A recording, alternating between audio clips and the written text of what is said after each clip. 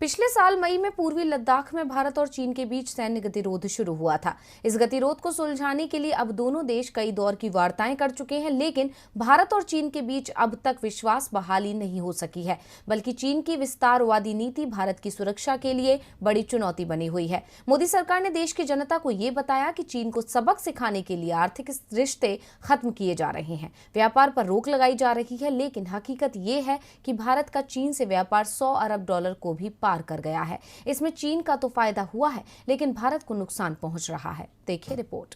भारत और चीन के बीच रिश्ते इस वक्त नाजुक दौर से गुजर रहे हैं। वजह है चीन की विस्तारवादी नीति और भारत की सीमाओं का अतिक्रमण करने की कोशिश। मोदी सरकार ने चीन को रोकने के लिए आर्थिक प्रतिबंध लगाने की बात कही।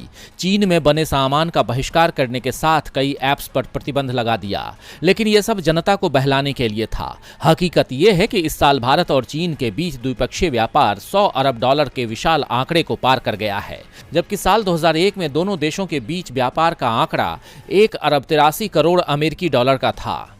लेकिन अब चीन के जनरल एडमिनिस्ट्रेशन ऑफ कस्टम्स के पिछले महीनों के आंकड़ों के अनुसार भारत और चीन का द्विपक्षीय व्यापार 114.263 अरब डॉलर का हो गया है, जो कि जनवरी से नवंबर 2021 के बीच 46.4% तक बढ़ा है।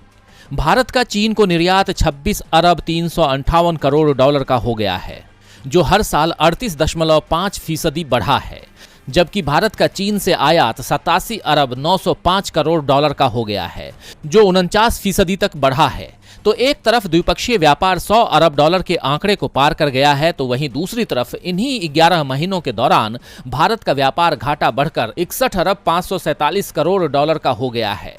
ये इस साल 53.49% बढ़ा है।